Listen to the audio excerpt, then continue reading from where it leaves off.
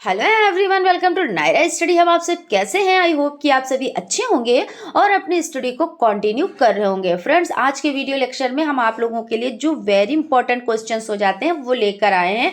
क्योंकि देखिए, एक चीज हम बता देते हैं आपको क्लियर, क्योंकि वो चीज हम बार बार बता चुके हैं और फिर आज बता रहे हैं कि मैथ में क्या होता है कि सेम टू सेम वही क्वेश्चन नहीं आता। कभी कभी हो भी जाता है, जैसे आपके जो सॉल्व पेपर हैं 2016 से 2022 तक के, तो कभी कभी रिपीटेड भी क्वेश्चन होते हैं। ये नहीं कि एकदम से सारे रिपीटेड क्वेश्चन हो, ऐसा भी नहीं है। इंपॉर्टेंट होते हैं, लेकिन आपको मेथड पता होना चाहिए। जैसे आपको वर्गमूल पता है, घनमूल पता है, तो आपको निकालना जब आता है, नंबर आपको कुछ भी दे दिया जाए, जैसे आपके पास अभी यहाँ पे ये नंबर है, मान लीजिए 16, 18, 45 है, आगे दे दे 32 दे दे, 32 दे दे, 36 दे दे और आपका 90 दे दे, तो क्या आप इसका लासा नहीं निकाल पाएंगे? क्यों भाई नहीं निकाल पाएंगे? क्योंकि जब आपको 16, 18, 45 का लासा निकालना आता है तो आप 32, 36 और 90 का भी लासा निकाल लेंगे। तो मैथ में मेन चीज क्या होती है कि आपका जो कॉन्सेप्ट है वो क्लियर होना चाहिए, और कॉन्सेप्ट क्लियर है तो फिर आपको कोई दिक्कत ही नहीं, नंबर कुछ भी चेंज करके दे दें। लेकिन ये नहीं होता है कि बिल्कुल एक्यूरेट चीज जो हमने ये 16 हमने बताया तो 16 ही आ जाए, 18, 16, 18, 45 तो यही आ जाए सेम टू सेम, तो ये चीज नहीं है। ठीक है, तो आप लोग अच्छे से समझ पा रहे होंगे हम आपसे कहना क्या चाहते हैं। तो चलिए यहाँ पे हम लोग फर्स्ट नंबर क्वेश्चन की बात कर लेते हैं। पहले फर्स्ट नंबर क्वेश्चन पर चलने से पहले एक चीज बताना चाहेंगे कि यहाँ पे हम आप लोगों के लिए देखिए कुछ क्वेश्चंस लेकर आए हैं और उसके बाद कुछ फॉर्मूले बोले, या आप पूरे सिलेबस में जितने भी फॉर्मूले पॉसिबल हो पाए हम उतने फॉर्मूले आपके लिए एक साथ लेकर आए हैं। जैसे आप एक साथ में पढ़ेंगे तो आपको जो भी डाउट होंगे वो क्लियर हो जाएंगे। ऐसा होता है ना कि अलग अलग चीज़ों को आप पढ़ते हैं तो थोड़ा कन्फ्यूज़न आ जाते हैं, लेकिन जब आप एक साथ चीज़ों को पढ़ते हैं तो उसमें कंपैरिजन करते हुए चलते हैं कि इसमें ये चीज़ थी, इसमें ये चीज़ नहीं, ये चीज़, तो चीज़ें अच्छे से जितने भी कॉन्सेप्ट है वो क्लियर होते चले जाते हैं। ठीक है, तो इस तरह से हम चीज़ों को स्टेप बाय स्टेप एक एक करके पढ़ेंगे। तो चलते हैं, फर्स्ट नंबर पहले क्वेश्चन देख लेते हैं। पहले क्वेश्चन कुछ देखेंगे, 4 से 5 या 6 क्वेश्चन देखेंगे और उसके बाद आपके फॉर्मूले देखेंगे। तो बहुत ज़्यादा लॉन्ग वीडियो नहीं होगी, और आज भी आपके लिए जैसे कि आज ये वीडियो आई है उसके बाद आपके जो लघुत्तरीय टाइप क्वेश्चंस बचे हैं वो भी लेकर आएंगे, प्लस आपके लिए और भी कुछ इंपॉर्टेंट चीज़ें लेकर आएंगे। ठीक है ना, तो चलते हैं आज की सीरीज का फर्स्ट नंबर क्वेश्चन देख लेते हैं। वो छोटी से छोटी पूर्ण वर्ग संख्या जो 16, 18, 45 से पूर्ण रूप से विभाजित हो जाए। तो छोटी से छोटी संख्या, जैसे अगर कहीं पे बड़ी से बड़ी संख्या आती है तो यहाँ पे एक कॉन्सेप्ट है, उसको क्लियर कर लीजिए। बड़ी से बड़ी संख्या, तो बड़ी से बड़ी संख्या के लिए आप क्या निकालते हैं? बड़ी से बड़ी संख्या के लिए आप मासा निकालते हैं। मासा मतलब मासी, मतलब बड़ी होती हैं, मम्मी की बहन होती हैं। तो इस तरह से मतलब वो चीज़ नहीं कि एक कॉन्सेप्ट क्लियर कीजिए, जैसे चीज़ों को याद रखिए कि जब एग्जाम रूम में आप एग्जाम हॉल में जाते हैं तो ऐसा लगता है कि सब एक में खिचड़ी हो गया। तो चीज़ें जब आप ट्रिक से याद रखेंगे तो क्या होता है, हर चीज़ एक अपनी अहमियत रख लेती है ना। अहमियत तो है ही है खैर, लेकिन एक चीज़ ये होती है कि हाँ, याद करने का ये ट्रिक था, ट्रिक से फिर कोई कंफ्यूजन नहीं रहती है। ठीक है, तो यहाँ पे मासा ये इस तरह से समझ लें, छोटी से छोटी तो लासा। तो जब मासा आपने क्लियर कर लिया तो फिर बचा क्या, तो लासा ही तो बचा। तो आप छोटी से छोटी संख्या में आप लासा निकालेंगे। तो समझ लेते हैं यहाँ पे। तो यहाँ पे देखिए दो चीजें हैं, दोनों को क्लियर करना है। वो छोटी से छोटी पूर्ण वर्ग संख्या जो 16, 18 और 45 से पूर्ण रूप से विभाजित हो जाए। तो पूर्ण रूप से विभाजित हो जाए यानी इसके जोड़े बनाए जाते हैं। अगर जोड़े सब बन जाते हैं तो वो पूर्ण वर्ग संख्या है। अगर कोई एक संख्या रह जाती है, उसका जोड़ा नहीं होता है, तो वो पूर्ण वर्ग संख्या नहीं होती है। तो यहाँ पे देख लेते हैं। देखिए 16, 18, 45 इस तरह से, देखिए ये सम संख्या तो ये 2 से कट जाएगी, 2 8 16, 2 9 18, जो नहीं कटती उसको ऐसे उतारते चले जाते हैं। फिर उसके बाद 2 चक्कू 8 और 3 और 45 ऐसे ही उतार लिया। फिर 2 यहाँ पे आपका हो जाता है 2 दूना 4 और ये फिर से ऐसे उतार लिया। इस तरह से आप स्टेप बाय स्टेप इसको करते चले आएंगे। ठीक है ना। उसके बाद आप क्या करेंगे, देखिए 1 2 3 4, ये 4 टाइम आपके 2 हैं, यानी 2 जोड़े बन गए, है ना, 2 जोड़े आपके बन गए। उसके बाद ये 3 2 टाइम है, तो ये भी एक जोड़ा बन गया। लेकिन जोड़ा बना किसका नहीं, तो जोड़ा 5 का नहीं बना। अब इसमें देखिए क्वेश्चन समझ लेते हैं, जैसे कि कब पूर्ण वर्ग संख्या होगी, तो अगर इसमें 5 संख्या और होती, यानी कि यहाँ पे 5 संख्या और होती तो ये पूर्ण वर्ग संख्या हो जाती। लेकिन यहाँ पे 5 नहीं है, तो आप इस तरह से लिख सकते हैं कि 5 संख्या होती तो जोड़ा बन जाए, पर वो पूर्ण वर्ग संख्या बन जाएगी। और आप चाहें तो इसका 2 दूना 4 दूना 8 दूनी 16, इस तरह से आप इसका पूरा गुणा भी कर सकते हैं। लेकिन यहाँ पे ये चीज पूछी गई है, तो आपने दिखा दिया कि 5 संख्या होती तो यहाँ पे जोड़ा बन जाता, तो पूर्ण वर्ग संख्या हो जाती, और आप चाहें तो इसका गुणा भी कर सकते हैं, ठीक है ना। तो इस तरह से आपका हो जाता है। और देखिए यहाँ पे जैसे 2 दूना 4 दूना 8 दूनी 16, आपने 16 यहाँ पे लिख लिए, और 5 ये 3 3 9 5 45, गुणे 45 का आप गुणा कर लें, और उसके बाद जितना आंसर आता है उसमें आप 5 से गुणा कर दें, जैसे है, ठीक है ना। उसके बाद आप 5 से गुणा कर दें, तो जो संख्या आएगी वो आपकी, अगर ये इतनी होती तो ये पूर्ण वर्ग संख्या होती। हालांकि जो पूछा वो तो आपको आंसर मिल ही गया। फिर उसके बाद है वो छोटी से छोटी प्राकृतिक संख्या जिसे 16 1 60 में से घटाने पर शेष पूर्ण वर्ग हो जाए। तो छोटी से छोटी प्राकृतिक संख्या, और संख्या कितनी दिए हैं, तो 16 1 60, और उसको घटाने पर शेष पूर्ण वर्ग हो जाए। तो अब कैसे घटाएंगे, तो इस तरह की संख्या का जो आपको भाग विधि से आप इसका क्या करेंगे, भाग विधि से इस वर्ग को कंप्लीट करेंगे। तो इसमें आपको क्या करना होता है, 2 2 के जोड़े बनाने होते हैं। ये चीज तो आप अच्छे से जानते हैं, 2 2 के जोड़े बन गए। अब देखिए यहाँ पे 2 का बन गया, यहाँ पे 2 बन गया, यहाँ पे 1 ही बचा। अब इस कंडीशन में क्या करते हैं, तो समझ लें आप, जैसे यहाँ पे आपको इसमें ये शर्त होती है कि यहाँ पे 1 है तो 1 ही सही जाएगा, तो 1 आप यहाँ पे रखेंगे तो 1 यहाँ पे आंसर लिखते जाते हैं। तो जैसे जितने भी नंबर आते हैं यहाँ पे लिखते चले जाते हैं, ठीक है। उसके बाद ये शर्त होती है कि जितना आप यहाँ पे रखेंगे उतने यहाँ पे रखेंगे, और उतनी ही संख्या आप उसके नीचे रखेंगे। आपने रख दिया, ठीक है। अब यहाँ तक आपका एक स्टेप अभी कंप्लीट नहीं हुआ, लेकिन एक स्टेप कंप्लीट होने वाला है। अब क्या करेंगे, जो संख्या ये 1 1 है इसको जोड़ देंगे और इधर की संख्या को माइनस कर देंगे। अब माइनस कर दें तो 1 में से 1 गया तो कुछ नहीं बचता है, तो आप 0 भी लग सकते हैं और कट का निशान भी लगा सकते हैं, मतलब कुछ नहीं बचा है। फिर उसके बाद क्या करेंगे, 1 1 2 हो जाता है, 2 हो गए। अब उसके बाद आपका क्या रहेगा, यहाँ पे देखिए यहाँ पे कुछ प्रॉब्लम हो गई इसलिए इसको करना पड़ा, कोई बात नहीं है। यहाँ पे फिर से समझ लेते हैं, समझ ही रहे हैं, ठीक है ना। तो यहाँ पे देख लेते हैं, तो यहाँ पे 1 और 1 ये हो गया, तो यहाँ पे हमने क्या किया, इसको जोड़ दिया तो 1 1 2, और यहाँ पे माइनस कर दिया तो कुछ नहीं बचा। अब क्या करेंगे, यहाँ पे पूरा जोड़ा, इसमें शर्त क्या होती है कि पूरा जोड़ा उतारना होता है। तो जब पूरा जोड़ा उतारना होता है तो हमने 61 को उतार लिया, ठीक है। यहाँ तक कॉन्सेप्ट क्लियर हो गया। अब देखिए क्या करना है, अब यहाँ पे हम ऐसा कितने से हम इसको पहाड़ा पढ़ेंगे, नहीं पहाड़ा ही तो पढ़ना होता है, नहीं टेबल ही पढ़नी होती है। तो यहाँ पे 2 बने, अगर हम 2 से करेंगे तो 2 दूना 4 2 दूना 4 44, और अगर आप 2 यहाँ पे 3 से कर देंगे तो 3 3 9 और 3 दूना 6, यानी 69 बन जाएगा। लेकिन यहाँ पे आपका 61 है, तो यानी 2 बार ही जाएगा। तो देखिए यहाँ पे 2 बार में यहाँ पे आपने लिख लिया, यहाँ पे लिख लिया, और यहाँ पे आपने उतार लिया, ठीक है। यहाँ तक हो गया। अब देखिए क्या करेंगे, अब इसको माइनस करेंगे, इसको प्लस करेंगे, क्योंकि फिर वही बार बार प्रक्रिया आपको करनी रहती है। तो इस तरह से आपका हो जाता है। अब 10 में से 4 जाते हैं, यहाँ पे देखिए कितना बचा, 61 है ना, तो 61 यहाँ पे 1 आप करें तो 11 में से 4 गया तो 7 बचा, और यहाँ पे क्योंकि इसने एक उधार दे दिया था तो इसके पास 5 ही बचे थे, तो 5 में से 4 जाता है तो 1 बचता है। और उसके बाद देखिए यहाँ पे 17 संख्या बन गई। अब यहाँ पे देखिए 24 है। अब क्या करेंगे, इस पूरे जोड़े को यहाँ पे उतार लेंगे, उतार लिया, अब 1760 बन गया। तो यहाँ पे हम, और देखिए यहाँ पे हम जोड़ लेते हैं, 2 2 4 हो जाता है और 2 ये हो जाता है, 2 2 4 और 2।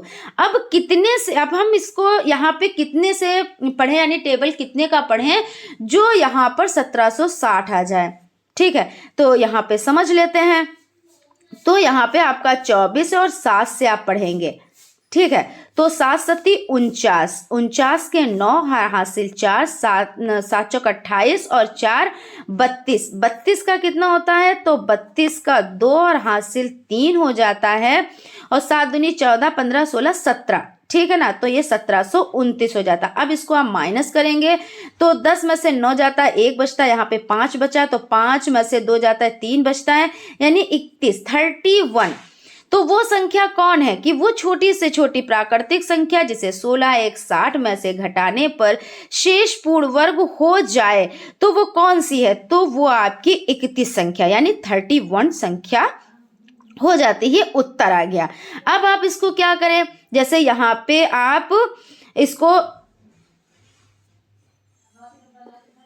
यहाँ पे अगर आप चाहें, वैसे आपका आंसर देखिए यहाँ पे आ गया, अगर आप चाहें तो इसको इस संख्या से माइनस कर सकते हैं, और माइनस करने पर आपका जो ये आंसर आएगा तो आप ये कह सकते हैं ये पूर्ण संख्या है। ठीक है, तो इस तरह से आपका हो जाता है। यहाँ पे हमने 2 क्वेश्चंस आपको बताएं। अब हम चलते हैं कुछ सूत्र देखते हैं और उसके बाद कुछ और क्वेश्चंस देखते हैं जो आप लोगों के लिए मोस्ट इंपॉर्टेंट है। देखिए यहाँ पे सभी सूत्र आपके लिए लेकर आए हैं, यहाँ पे समझ लें आप। a की घात m गुणे a की घात n क्या होता है, तो जब ऐसी कंडीशन होती है दोनों के आधार सेम होते हैं, और आपने ये सूत्र बहुत अच्छे से, कई बार आप बहुत ज़्यादा ये रिपीटेड है। ठीक है, तो ये आप लोगों के जहन में अच्छे से बैठा होगा, जहन मतलब माइंड होता है, ठीक है ना, तो माइंड में बैठा होगा। तो यहाँ पे a की घात m गुणे a की घात n, और आपका क्या हो जाएगा, तो a की घात m गुणे a की घात n, यानी a की घात m प्लस n, यानी घातें क्या होती हैं, आपस में जुड़ जाती हैं। जैसे आपका मान लीजिए यहाँ पे 2 की घात 3 है, यहाँ पे है, और उसके बाद 2 की घात 4 है। तो अब क्या करेंगे, क्योंकि आधार समान है तो आधार हमने लिख लिया, और उसके बाद 3 और 4, तो 3 प्लस आपका 4 हो जाता है, यही तो हो जाता है ना, 3 प्लस 4 तो यानी 7 हो जाता है। तो यहाँ पे देख लेते हैं 2 की घात 7। अब इसको आप क्लियर भी कर सकते हैं कि 2 की घात 7 का मतलब क्या होता है कि 2 को 7 बार लिखना, 1 2 और 3 और 4 और 5 और 6, यहाँ पे देखिए 1 2 3 4 5 6 और गुणे 2 यानी 7। तो 2 दूना 4 दूना 8 दूनी 16 दूनी 32 दूना 64 दूना 128। तो देखिए यहाँ पे आपका 128 आंसर निकल कर आ जाता है। तो आप इस तरह से ऐसे फॉर्मूले जो हैं आपके हो सकता है बहुविकल्पी टाइप में रखे हुए हो सकता है, मैंने ये कहा, मैंने ये नहीं कहा कि कंफर्म है, लेकिन इस तरह के क्वेश्चंस आते हैं एग्जाम में, नंबर्स चेंज होंगे, और हो सकता है देखिए जब सूत्र होगा तो उसमें सूत्र तो नहीं चेंज हो सकता है ऑब्जेक्टिव में इस तरह का क्वेश्चन आ जाए कि इसमें आप बताएं कि ये घातें जोड़ी जाती हैं कि माइनस की जाती हैं, यानी गुणा अगर होता है ऊपर तो क्या किया जाता है, इस तरह से कुछ भी है ना। उसके बाद है a की घात m और भाग, यहाँ पे ये भाग का निशान है, और a की घात n बराबर। तो जब ऐसा होता है आधार सेम है तो आपकी जो घातें होती हैं वो घट जाती हैं, यानी देखिए a की घात m और भाग आपका a की घात n, तो बराबर a की घात m माइनस n। अब यहाँ पे कुछ एग्जाम्पल, मतलब 1 से 2 एग्जाम्पल, ज़्यादा डिटेल में नहीं जाएंगे, कुछ एग्जाम्पल आप देख लें तो जैसे आपका हो जाता है। और भाग आप ऐसे भी तो लिख सकते हैं, यहाँ पे a की घात m है तो ऐसे भी हो सकता है a की घात n, तो बात तो एक ही है ना, या इस तरह से हो या इस तरह से हो। तो इसमें क्या करते हैं, घातें आपकी घट जाती हैं। तो यहाँ पे देख लेते हैं a, और यहाँ पे तो पहले से ही m माइनस n, इस तरह से हो गया। अब क्या करेंगे, यहाँ पे समझ लेते हैं कि 3 की घात 4 और 3 की घात 2, यानी कि आधार समान है, तो 3 की घात आपका 4 और माइनस 2, तो कितना बचा आपका 3 की घात 2 ही तो बचा। अब इसका मतलब क्या हुआ कि 3 गुणे 3 और आपका बराबर 3 3 9, आपका आंसर आ जाता है। ये ऑब्जेक्टिव टाइप में भी आ सकते हैं और इस तरह के जो सूत्र है तो वो आपको पुट करने होंगे तो लघु में भी आ सकते हैं, तो लघु में भी आ सकते हैं, सब में इम्पॉर्टेंट है। फिर उसके बाद आपका हो जाता है ए, और देखिए ऊपर घात लगी हुई है, ये इस तरह से लिखा हुआ है, और एम, और ऊपर यहाँ पे फिर से घात है, तो बराबर ये किसके होता है, ये बराबर आपका हो जाता है ए एम और एन। और जब इस तरह से होता है तो इसका मतलब क्या होता है, यहाँ पे क्या छिपा होता है, तो यहाँ पे आपका गुणे का निशान छिपा होता है। तो इस तरह से कर सकते हैं, जैसे 3, ठीक है, और उसके बाद यहाँ पे 2 है और यहाँ पे 3 है, तो 2 तियाँ कितना होता है, 2 तियाँ 6 होता है। तो आप इसको पहले इसको क्लियर कर लें, तो आपका 2 गुणे 3 और बराबर 3 की घात 6, यानी 3 की घात 6। और इसको आप क्लियर कैसे कर सकते हैं, यहाँ पे इसको कैसे कर सकते हैं, इसको सॉल्व मतलब कैसे कर सकते हैं, तो 3 गुणे 3 गुणे 3 गुणे 3 गुणे 3 गुणे 3, 6 हो गया ना, देखिए 6 हो गए। अब इसको आप देखिए गुणा कर लेंगे तो आपका आंसर 729 निकल कर आ जाएगा। तो इस तरह से आप कर ले, 3 तियाँ 9 त्रिक 27, 3 तियाँ 9 त्रिक 27 और 27 का गुणा कर ले, जैसे आपको आसान लगे। ऐसा नहीं कि हमने इस तरह से बताया तो आप इसी तरह से करें, आप ऐसे भी कर सकते हैं, 3 तियाँ 9 है ना, फिर उसके बाद 3 तियाँ 9, फिर 3 तियाँ 9, और इस तरह से भी आप कर सकते हैं। फिर 9 9 81 और 3 तियाँ 9 81 9, इस तरह से भी कर सकते हैं, जैसे आपको आसान लगे। इसमें कोई ये नहीं बाउंडेशन नहीं होती कि जैसे हमने बताया वैसे ही आप सेम करें, तो ऐसा बिल्कुल भी नहीं है, आप अपने तरीके से कीजिएगा। उसके बाद आपका हो जाता है a माइनस एम बराबर, अब देखिए माइनस में कोई घात है, जैसे a माइनस एम, तो इसको प्लस में करने के लिए क्या किया जाता है, इसको प्लस में करने के लिए, यानी जब माइनस में हो तो एक क्या होता है, बटे में कर दिया जाता है, तो एक आपका बटे में ऊपर हो गया, और a और m ये देखिए आपका प्लस में हो गया। तो इस तरह से आप समझ लें, यहाँ पे a बट्टे b की घात m, तो इस तरह से भी तो ये लिखा जा सकता है। जैसे ये फॉर्मूला कई जगह कई क्वेश्चंस में भी लगता है, बहुत सारे क्वेश्चंस में लगता है।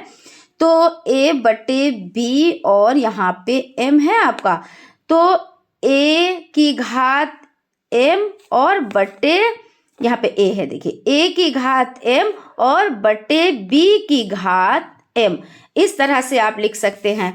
और जैसे एग्जाम्पल ले लेते हैं, जैसे 3/5 तो घात 2, तो इसको कैसे लिख सकते हैं, 3 पर आप 2 लगा सकते हैं, यानी घात 2 लगा सकते हैं, और 5 पे आप 2 घात लगा सकते हैं।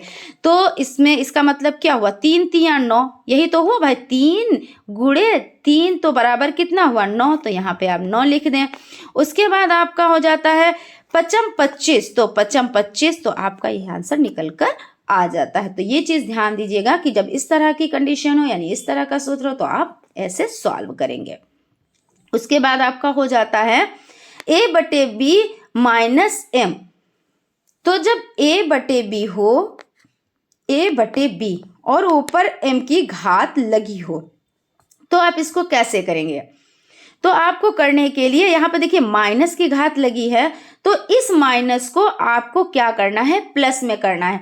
तो प्लस में आप कैसे करेंगे, जैसे a बटे b है तो आप b बटे a कर दें, और ये जो घात आपकी हो जाएगी वो किस में हो जाएगी, तो वो घात आपकी प्लस में हो जाएगी। जैसे एग्जाम्पल आपका हो गया, जैसे 2/5 और घात कितने की लगी है, तो -3 की लगी है, यानी -3 घात लगी हुई है। तो अब आप इसको प्लस में करने के लिए क्या करेंगे, जो ये 5 संख्या यानी हर को अंश में कर देंगे और अंश को हर में कर देंगे, तो 5/2 यही तो करेंगे ना, 5/2 आपने कर दिया, और ऊपर आपकी जो घात है वो घात इतनी ही रहेगी। तो इसको आप इस तरह से भी तो कर सकते हैं कि भाई 5 के ऊपर 3 की घात और 2 के ऊपर 3 की घात, तो आपको 5 यानी 5 गुणे 5 गुणे 5 यही तो लिखना पड़ेगा, और आपको 2 गुणे 2 गुणे 2 यही तो है ना, यहाँ पे देखिए 2 गुणे 2 गुणे 2, तो 2 दूना 4 दूना 8 यही तो हुआ, और 5 25 25 पंजे 125। तो इस तरह से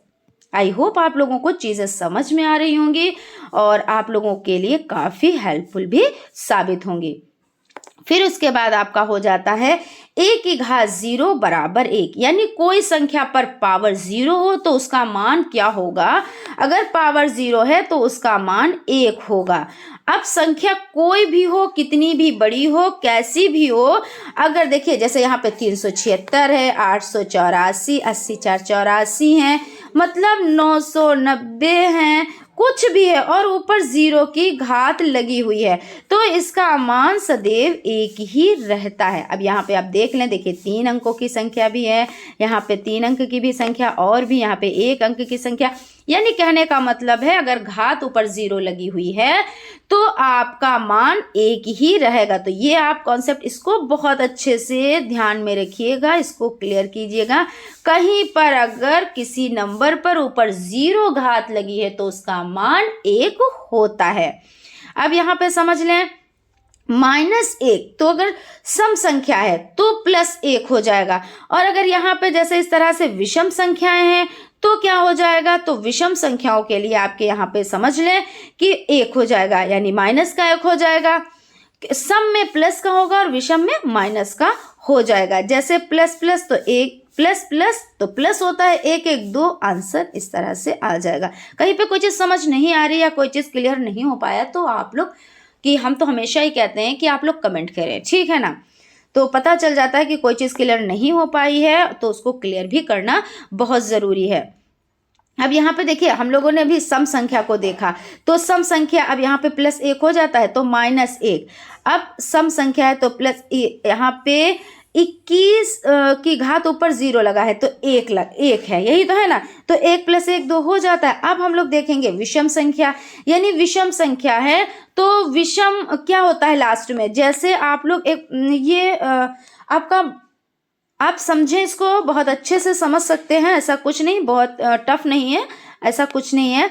जैसे आपने -1 और -1 और -1, तो यहाँ पे माइनस का नहीं ना करके हम करते हैं 1 1, तो -1 माइनस माइनस प्लस और प्लस माइनस तो माइनस, यानी कि यहाँ पे देखिए यहाँ पे सही था -1 और -1, तो माइनस माइनस प्लस और प्लस माइनस माइनस, तो यानी लास्ट में आपका क्या -1 ही निकल कर आया। और अगर प्लस यानी कि अगर सम है तो सम का मतलब होता है 2 या 4 या 6 या 8, तो अगर 4 है तो आपका देखिए माइनस माइनस प्लस और minus minus plus plus plus plus, तो इस तरह से सिंपल सी बात है, क्योंकि टाइम बहुत ज़्यादा नहीं होता। अगर ऑब्जेक्टिव टाइप में इस तरह के क्वेश्चंस आते हैं तो बहुत अच्छे से आप कर सकते हो, बहुत ही कम टाइम में, सेकंडों में कर सकते हो। और देखिए कल का एक क्वेश्चन तो सारे कल के बहुत अच्छे आए थे सेकंड सेमेस्टर के, लेकिन उसमें जैसे कुछ क्वेश्चन से हमने एक ट्रिक आप लोगों को बताई थी कि अगर कोई चीज़ जैसे आपको वर्ग निकालना है, तो यहाँ पे 24 है, अब 24 का आपको वर्ग निकाला है, क्वेश्चन आपका सेकंड क्वेश्चन था शायद, तो उसमें आपका वर्ग, तो आप उसको तो सेकेंडों में, जैसे 2 दूना 4, यही तो हुआ, और 4 चक्कू 16 और 2 चक्कू 8 दूनी 16। अब देखिए सेकेंडों में हो गया ना, 6 और 6 1 7 और 4 और 1 5, 576 देखो निकल कर आ गया, और इतने ही सेकेंडों में वो आंसर भी हो गया होगा। ये चीज़ हो जाती है, क्योंकि आप अगर ट्रिक से चीज़ों को समझेंगे तो बहुत ही अच्छे से, क्योंकि लेंदी देखिए आपको लघु में भी करना होता है, अति लघु में भी थोड़ा सा तो दिखाना होता है कि हाँ स्टेप बाय स्टेप वर्क करना होता है, लेकिन बहुविकल्पी में आपको स्टेप बाय स्टेप वर्क नहीं दिखाना होता है, आपको जो उसमें ऑप्शन दिए होते हैं उसमें से एक चूज करना होता है, तो आप कम टाइम में उसको करें, क्योंकि बहुत ज़्यादा टाइम तो नहीं होता है, चीज़ें होती हैं और पता भी होती है, लेकिन टाइम की वजह से कभी कभी चीज़ें रह जाती हैं, यही तो होता है ना, तो चीज़ें क्यों रह जाएं, तो कुछ चीज़ें ट्रिक से आप समझें।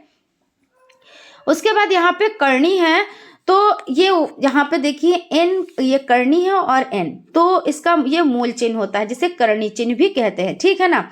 अब n यहाँ पे है और यहाँ पे मान लीजिए x है, तो ये क्या है, ये करनी है, और x क्या है, करणीगत राशि हो जाती है, x क्या है तो करणीगत राशि है, और n क्या है, क्योंकि यहाँ पे ये घात तो करनी का घातांक हो जाता है। अगर इस तरह से आ जाए कि ये n क्या है तो करनी का घातांक, ये घातांक है, आप लिखेंगे कि घातांक, अगर ऑब्जेक्टिव में आ जाए कि ये भाई जो n है ये क्या है, तो ये घातांक है। और ये क्या है, तो करणीगत राशि है, ये करणीगत राशि है। ठीक है, अब जिसका पूरा पूरा मूल निकल जाता है वो करनी नहीं। जैसे देखिए, जिसका जैसे 8 का है तो 2 दूना 4 दूना 8, तो जिसका पूरा पूरा मूल निकल जाता है तो वो करनी नहीं, जिसमें पूरा पूरा नहीं निकलता वो करनी हो जाती है। जैसे करनी 3, करनी 7, करनी 5, ये आपका हो जाता है, यानी इसमें पूरा पूरा नहीं निकलता है मूल। करनी को घातांक तथा घातांक में बदलना, तो किस तरह से बदल सकते हैं। अब यहाँ पे करनी लगी हुई है, यहाँ पे 5 है, यहाँ पे क्या है, अब यहाँ पे दिए तो कुछ भी नहीं है, कुछ तो यहाँ पे होगा, तो क्या यहाँ पे होता है, 2 छिपा होता है, 2 छिपा होता है। और आपको पता है जब इस करनी को हम हटाते हैं तो जो संख्या अंदर होती है, तो इसको क्या कहते हैं, देखिए जो संख्या अंदर होती है उसको कहते हैं करणीगत राशि। तो करणीगत राशि जो होती है तो उसको उसी तरह से लिख लेते हैं। जो घातांक होती है, करनी का घातांक होती है, उसको क्या करते हैं, यहाँ पे 2 होता है, छिपा होता है, दिखता नहीं। जैसे आपका लिखा है 4x, तो यहाँ पे क्या है, गुणा छिपा होता है, आप इसको इस तरह लिखेंगे ना, 4 गुणे x, ऐसे ही तो लिखेंगे। तो इसी तरह यहाँ पे होता है 5 लिखा है तो यहाँ पे 2 छिपा होता है। तो आप क्या करेंगे, जब यहाँ से इसको करणीगत राशि को ऊपर घातांक लगाएंगे तो 1/2, यानी इसका जो ये करनी होती है इसका ये होता है कि 1/2 हो जाता है।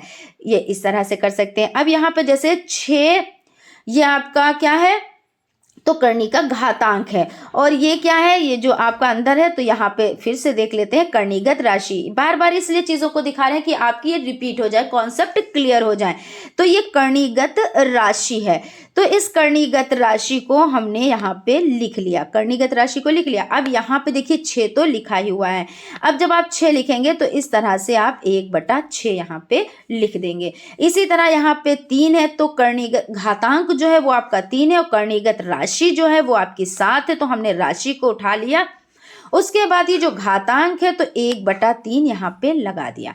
अब आप देखिए, जब आपको इस तरह से क्वेश्चन दिए हों क्वेश्चन में, और आपको क्या करना हो, करनी को घातांक में बदलना, तो इस तरह। और अगर आपको घातांक से करनी में बदलना हो तब आप क्या करेंगे, तो वो भी अभी कॉन्सेप्ट हम क्लियर करेंगे। यहाँ पे देखिए, जैसे आपका 7 सही 1/3 है, तो 1/3 ये कैसे आया, जब ऐसे ही तो आया है कि 7 और यहाँ पे 3 है तो बराबर 7, ये करणीगत राशि और ये घातांक, तो राशि तो 7 है तो ये 7 ही रहेगी यहाँ पे, है ना। उसके बाद जो ये घातांक है इसको क्या करेंगे, ऊपर 1/3, यही तो किया, तो इसका मतलब है उसको पलट दो, उसको फिर से उसी जगह पे रख दो जहां पे ये रखी हुई थी। तो कैसे रखेंगे, अब इस तरह से क्वेश्चन आ जाए तो आपको इस तरह से करना है। तो जब इस तरह से करना है तो करणीगत जो राशि है तो उसको हमने यहाँ पे लिख लिया। अब जो आपका ये यहाँ पे घातांक है तो घातांक हमने लगा दिया, और यहाँ पे ये 3 है तो तुमने 3 कर दिया, ऐसे ही तो होगा। अब यहाँ पे समझिए, जैसे 17 सही 1/9, अगर ये ऐसे ना होकर अगर ये पूछते, देखिए दोनों चीज साथ में लेके चलना है जिसमें आपको समझ में चीजें आ जाए। तो यहाँ पे अगर करणीगत राशि 17 होती और घातांक में आपका 9 होता, तो जब इसको चेंज करना होता है ना, करनी को घातांक में जब चेंज करना होता तो आप कैसे चेंज करते, तो आपका जो करणीगत राशि है वो आप इस तरह, और जो घातांक है तो 1/9 हो जाता। अब आपका जो क्वेश्चन इस तरह से है, तो आपका यहाँ पे देखिए 17, यहाँ पे 17 भी कर ले, ऐसी कोई बात नहीं यहाँ पे, लेकिन 7 ही चल रहा है तो 17 ही अच्छा रख ले, यहाँ पे 17 कर लेते हैं। तो यहाँ पे 17 है, तो अब देखिए यहाँ पे अब क्या करेंगे, तो 17 और यहाँ पे आपका 9 हो जाता है। इसी तरह देखिए यहाँ पे जैसे आपका इस तरह से भी पूछा जा सकता है, करणीगत राशि में आपका a हो जाता है और घात आपकी n हो जाती है। अब इसको आप सॉल्व करेंगे, आप घातांक रूप में लिखेंगे तो कैसे लिखेंगे, तो ए आपका जो आधार हो जाता है यानी करणीगत राशि हो जाती है, 1/, ये n है ना, तो आपका क्या होगा 1/n हो गया। अब आप उस रूप में लिखना चाहें तो इसको किस तरह से लिखेंगे, इसको फिर से उसी कंडीशन में पहुंचाना है तो इस तरह से आप पहुंचाएंगे इसको ऐसे, ठीक है। तो यहाँ तक आपका क्लियर हो गया। और यहाँ पे आप देख लें, यही सब ये एग्जाम्पल हैं, आप लोग इनको अच्छे से समझ लें। उसके बाद है आधार बराबर ना हो, पावर सेम हो जाएंगी। जब जैसे कभी क्या होता है, आधार बराबर नहीं होते हैं तो क्या होता है, पावर सेम हो जाती हैं। जैसे a बराबर और a की घात m बराबर b की घात m। अब यहाँ पे क्या करेंगे, तो यहाँ पे आप समझ लें, जैसे 2x की पावर 7 और 6 की पावर 7, तो यहाँ पे क्या करेंगे कि समान ना होने पर आधार समान हो जाएंगे। तो जब आधार समान हो जाएंगे तो आप इसको कैसे सॉल्व करेंगे, तो आधार सेम करने के लिए, समान करने के लिए, तो 2x किसके बराबर है, तो 2x बराबर 6, तो x बराबर 6/2, तो 2 1 कम 2, 2 3 6 यानी 3 आंसर निकल कर आ जाता है। वर्ग और वर्गमूल, ज़्यादा डिटेल में बातें नहीं करेंगे, ज़्यादा डिटेल में डिस्कस नहीं करेंगे, सिर्फ सूत्र को देखेंगे। तो यहाँ पे वर्ग और वर्गमूल यहाँ पे देख लेते हैं।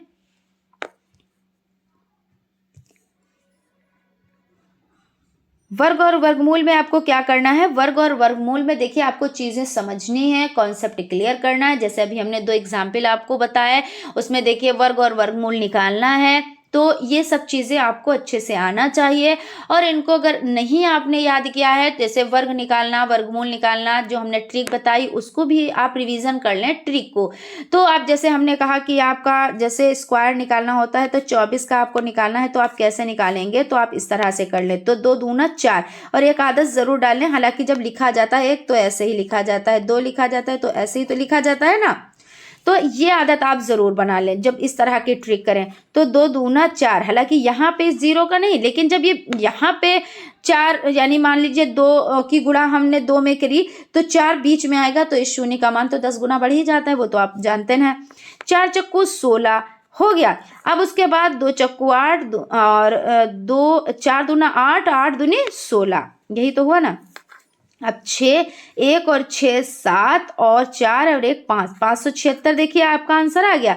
तो इस तरह से ऐसे मान लीजिए आप 32 का आपको निकालना है स्क्वायर, तो 3 3 9, 3 3 9, देखिए जो 0 की आदत बता रहे हैं वो देखिए यहाँ पे काम अब आएगी आपके। तो 3 3 9 आपने ऐसे किया, 2 दूना 4, देखिए अब देखिए यहाँ पे हो गया, 3 दूना 6 दूना 12। अब एक संख्या छोड़ के आपको लगाना रहता है, ये तो हम बता चुके हैं और फिर से हम बता रहे हैं कि एक संख्या छोड़ के आपको नंबर लिखने होते हैं। क्योंकि देखिए पहले आप इसका स्क्वायर कर लें, फिर इसका, जैसे 3 3 9, 2 दूना 4 और 0 जरूर लगाएं, और उसके बाद इनका गुणा कर लें, तो 3 दूना 6, 6 दूना 12, और एक संख्या छोड़ के यहाँ पे आपको लिखना है। फिर आपका 4 और 2 और 10, 1024। देखिए कितनी आसानी में ये सब चीज़ें हो जाती है। हालांकि ट्रिक से आप करेंगे, और आपको जैसे कि घनमूल निकालना नहीं आता वो भी आप अच्छे से कर ले, उसको याद कर ले। जैसे 1 का तो 1 ही होता है, 2 दूना 4, दूना 8 होता है, 3 3 9 त्रिक 27। तो इस तरह से आप इनको रट लें। अब देखते हैं प्रायिकता, समझ लेते हैं प्रायिकता का मतलब क्या होता है। तो प्रायिकता का मतलब संभावना होता है, और संभावना यानी किसी चीज की संभावना, और इसका सूत्र क्या होता है, संभावना या प्रायिकता बराबर अनुकूल घटनाएं और कुल घटनाएं। तो क्या होता है, जो कुल घटनाएं होती हैं वो नीचे लिखी जाती है। क्या लिखा जाता है, तो कुल घटनाएं आपकी नीचे लिखी जाती है, और ऊपर जितनी घटनाएं आती हैं यानी अनुकूल घटनाएं ऊपर लिखी जाती हैं, यानी अंश और हर वही चीज, ठीक है ना। तो यहाँ पे कुल अव्यय या प्रतिदर्श समष्टि बताएं। तो कुल अव्यय और प्रतिदर्श समष्टि एक ही होती है। तो आप इसको जैसे क्वेश्चन में पूछ लें कुल अव्यय कितने या प्रतिदर्श समष्टि कितनी है, तो इस तरह से आप कर सकते हैं। अव्ययों की संख्या यहाँ पे है ना, जैसे क्वेश्चन आपका है, क्वेश्चन से समझ लेते हैं कि एक सिक्का उछालने पर प्रतिदर्श समष्टि में अवयवों की संख्या। तो एक चीज बताई थी 2 की पावर n, कितने भी सिक्के पूछे जाएं, 1 सिक्का, 2 सिक्का, 3 सिक्का, 4 सिक्का, 5 सिक्का, 10 सिक्का, 20 सिक्का, हालांकि ये सब आपके सिलेबस में नहीं है, 2 सिक्का और 3 सिक्का तक ही आपका पूछा जाता है। लेकिन हो सकता है कि भाई एग्जामिनर दे दे, तो आपको पता तो होना चाहिए। लेकिन जब आपको तरीका पता है तो एग्जामिनर कितने भी सिक्के दे दे आप कर ले जाओगे। तो यहाँ पे कह रहे हैं 1 सिक्का, तो 1 सिक्के का मतलब होता है 2 की पावर 1। अब 2 की पावर 1 मतलब 2 ही तो यहाँ पे आएगा, 2 1 कम 2, तो या तो हेड या तो टेल। एक सिक्के में कितनी संभावना होंगी भाई, एक सिक्का आपने उछाला, या तो इसमें हेड आएगा, है ना, या तो इसमें हेड आएगा और या तो इसमें टेल आएगा। भाई एक सिक्के में 2 ही संभावनाएं बन सकती हैं, और देखिए यहाँ पे 2 ही आपका आंसर आ गया। तो इस तरह से समझ लेते हैं। अब यहाँ पे कह रहे हैं 2 सिक्कों को उछालने पर, तो वही चीज, अब आपने 2 सिक्के उछाले, कितने सिक्के उछाले, 2 सिक्के उछाले, तो इसमें संभावनाएं क्या बन सकती हैं, तो 2 की पावर 2, जैसे हमने आपको बताया कि 2 की पावर n आप लगाएंगे, तो 2 की पावर 2, इसको कैसे सॉल्व करेंगे, 2 गुणे 2, यही तो होगा ना, तो 2 गुणे 2 कितना होता है, तो बराबर 4 हो जाता है। अब यहाँ पे समझ लें कि आपका ये 2 सिक्के हैं, तो इसमें हो सकता है कि दोनों पर हेड आए, ठीक है, हो सकता है दोनों पर टेल आए, भाई ये भी तो हो सकता है कि भाई दोनों गिरे तो दोनों पे हेड आया, हो सकता है दोनों पर टेल भी आया, हो सकता है एक पर हेड आए और एक पर टेल आए, यानी पहले वाले पे इस पे हेड आ गया और इस पे वाले पे टेल आ गया, और हो सकता है ऐसा भी कि पहले वाले पे टेल आ जाए, दूसरे वाले पे हेड आ जाए, क्योंकि ये चीज तो नहीं आपको पता है, प्रायिकता है, अनुमान है, संभावना है ना। तो यहाँ पे इस तरह से हो सकता है। उसी तरह से आपसे 3 सिक्कों के बारे में पूछ लिया जाए, हालांकि यहाँ पे 3 ही सिक्के आपके सिलेबस में है, 3 ही सिक्के तक पूछा जाता है, लेकिन हो सकता है ज्यादा भी पूछ लिया जाए, ऐसा कुछ कंफर्म नहीं होता, ये तो आप लोग जानते हो। तो 3 सिक्के की बात हो रही है, तो वही फिर से 3 की पावर n, तो कैसे लिखेंगे, 3 की पावर, सॉरी यहाँ पे 3 नहीं 2 हो जा रहा है, हम भी यहाँ पे 2 की पावर, यहाँ पे हो गया, तो कितना, 2 की पावर 3, तो यहाँ पे कैसे लिखेंगे, 2 गुणे 2 गुणे 2, तो 2 दूना 4 दूना 8, यानी 8 संभावनाएं बन रही है। और जब 8 संभावनाएं बन रही है तो वो कौन कौन सी संभावनाएं बन रही है, यहाँ पे इरेज कर देते हैं, फिर से कर लेते हैं। देखिए 2 की पावर 3, तो 2 गुणे 2 गुणे 2, और आपका 8 संभावनाएं बन रही हैं।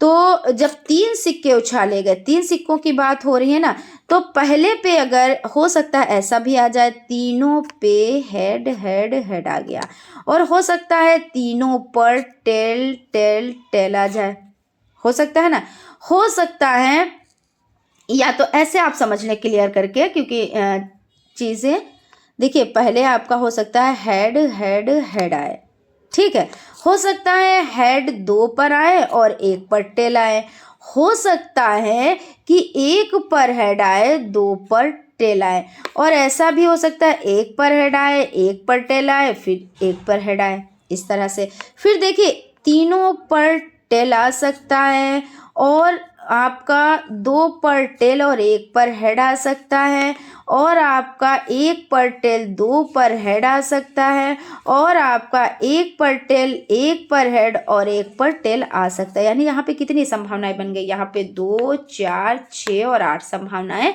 बन जाती हैं। तो इस तरह से आप समझें इसको। क्वेश्चन आपका देखिए यहाँ पे पासे की बात हो रही है, तो पासे, जिस तरह से आपने सिक्के की बात करी, तो सिक्के में आपको 2 की पावर n लगाना होता है, और पासे में आपको क्या लगाना होता है, 6 की पावर n, क्योंकि इसमें आपके 6 संभावनाएं बनती हैं भाई, या तो 1 गिरे, या तो 2 गिरे, या तो 3, या तो 4, या तो 5, या तो 6, बस इतने ही तो होते हैं। जो आपका पासा होता है तो वो आपका क्या होता है, तो वो आपका हो सकता है भाई 1 गिरे, 2 गिरे, 3 गिरे, 4 गिरे, 5 गिरे, 6 गिरे, इससे ज्यादा तो नहीं गिर सकता।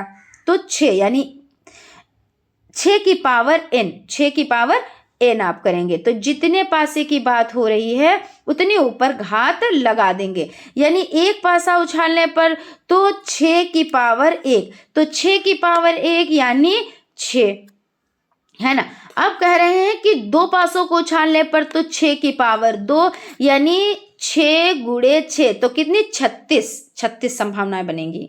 तो नेक्स्ट बढ़ते हैं, यहाँ पे संभावना, तो संभावना जो हो जाती है वो निश्चित घटना की प्रायिकता कितनी होती है, तो 1।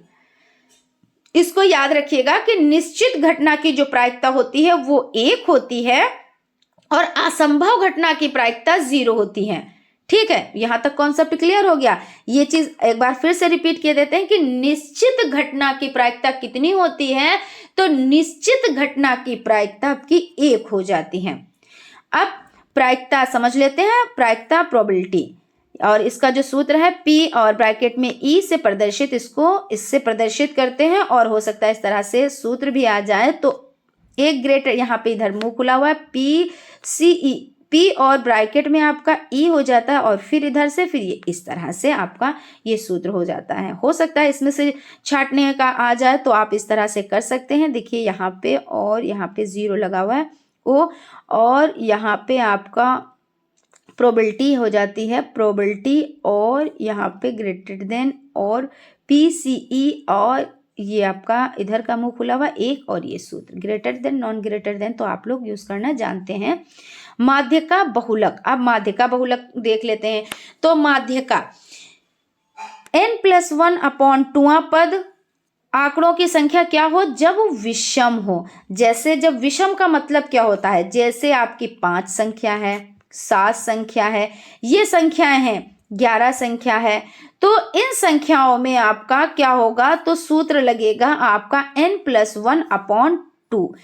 और जब सम संख्या होती है तब कौन सा फॉर्मूला लगता है, तो सम संख्या, जैसे आपकी 8 संख्या हो गई, जैसे आपकी 8 संख्या हो गई, 10 संख्या हो गई, 12 संख्या हो गई, तब आपका सूत्र दूसरा लगता है। तो ये दोनों सूत्रों को आप अच्छे से याद रखिएगा। जब विषम में होता है तो आपका क्या लगता है, तो n+1/2 पद ये हो जाता है, और जब आपकी सम संख्या होती है तो लगता है आपका माध्यका बराबर n/2 पद प्लस n/2 प्लस 1वां पद और बटे 2 हो जाता है।